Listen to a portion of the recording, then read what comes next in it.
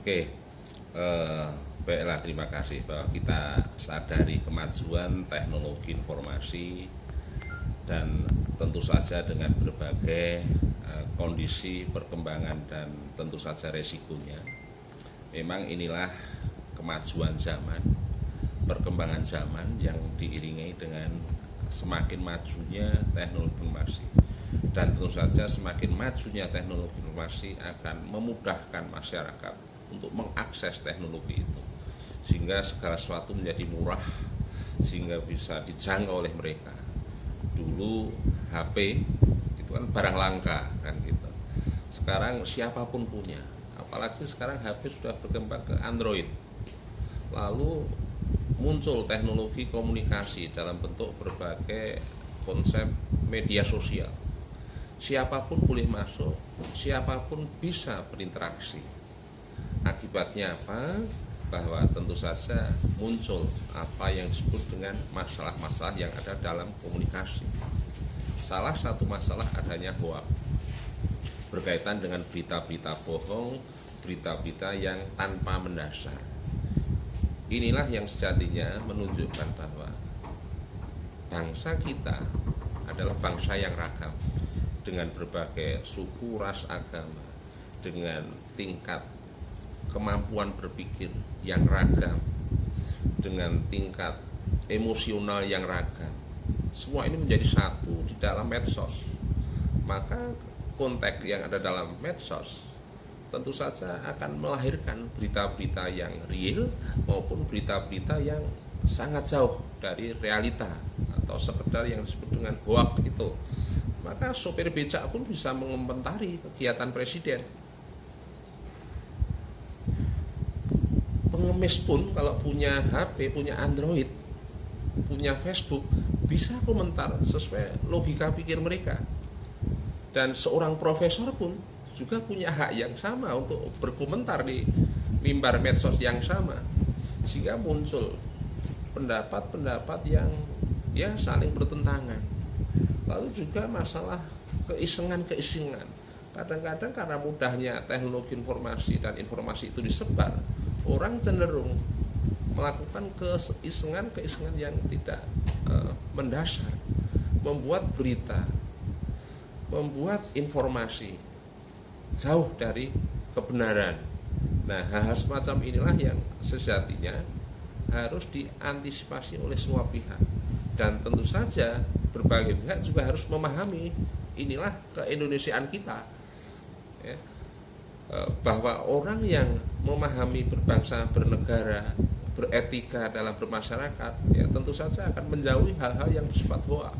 Tapi orang-orang yang cenderung memiliki stres cukup berat berkaitan dengan kondisi pribadi, kondisi di organisasi, atau kondisi di kemasyarakatan, apalagi cara berpikir atau arah politiknya mereka berbeda, ya mereka cenderung membuat hal-hal yang kurang produktif atau kontraproduktif.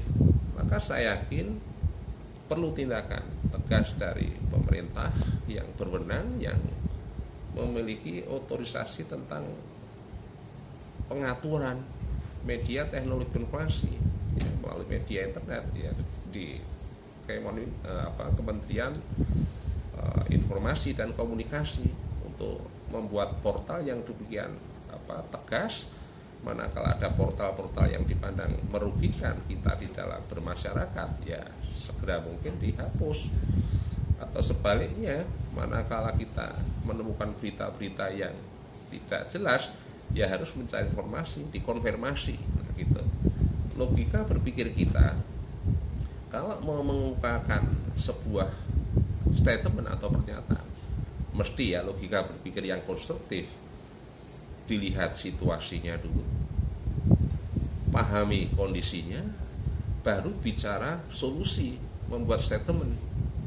Maka kalau mereka tidak melihat situasi, hanya melihat kondisi, mengeluarkan sebuah solusi statement, maka sifatnya ya sensasi saja. Atau sebaliknya, hanya melihat kondisi, tidak memperhatikan situasi, membuat statement atau solusi, ya pasti tidak jelas. Yang runtut itu adalah lihat dasar atau situasinya, pahami kondisinya, baru membuat sebuah solusi. Maka solusi itu akan menjadi sebuah informasi yang sifatnya substansi, tidak abal-abal, kan seperti itu.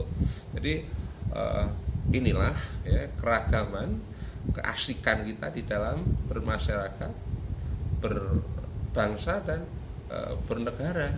Itu bagian dari resiko majunya teknologi informasi, dan itu susah sekali untuk dibendung.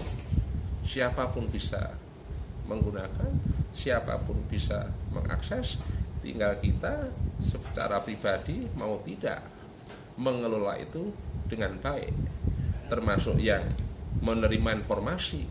Ya, tentu saja kalau berita-berita hoax, ya belajarlah selalu untuk diklarifikasi, mencari informasi atau berita pembanding. Ya, misalkan isu terkini tentang pajak kendaraan bermotor. Nah, faktanya tidak sepenuhnya salah atau tidak sepenuhnya benar.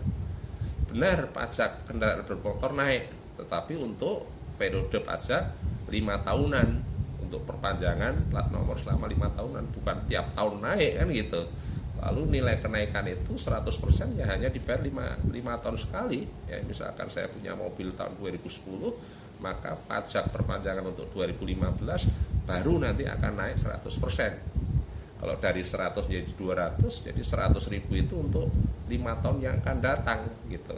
Dan itu wajar pemerintah menerapkan itu, karena untuk membiayai negara, ya penerimaan dari pajak ini memang perlu didorong.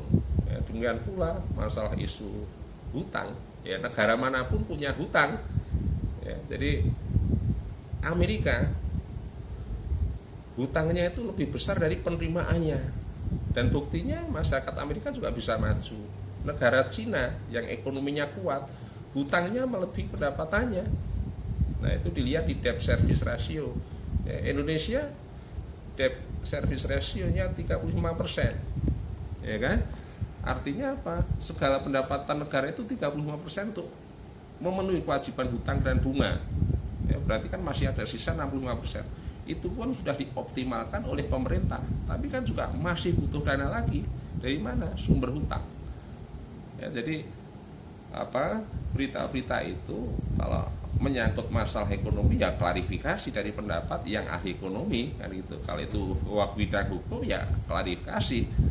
Media pembanding kan juga sekarang sudah ada juga berita yang real dan berita yang sifatnya hoax. Jadi kita harus bisa bijak mensikapi berbagai informasi dan tidak mudah terpancing. Apalagi di era demokrasi yang berjalan di negara kita kurang lebih baru 20 tahun ini, ya, itu ya proses cobaan.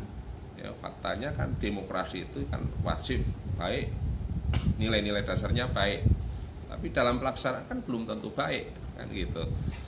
Saya rasa ini statement saya tentang berita hoax. Sekali lagi ya hati-hati mencermati, konfirmasi setiap berita-berita yang kita serap, kita terima melalui informasi pembanding. Saya yakin nanti akan lebih bijak di dalam kita mencerna setiap informasi. Terima kasih.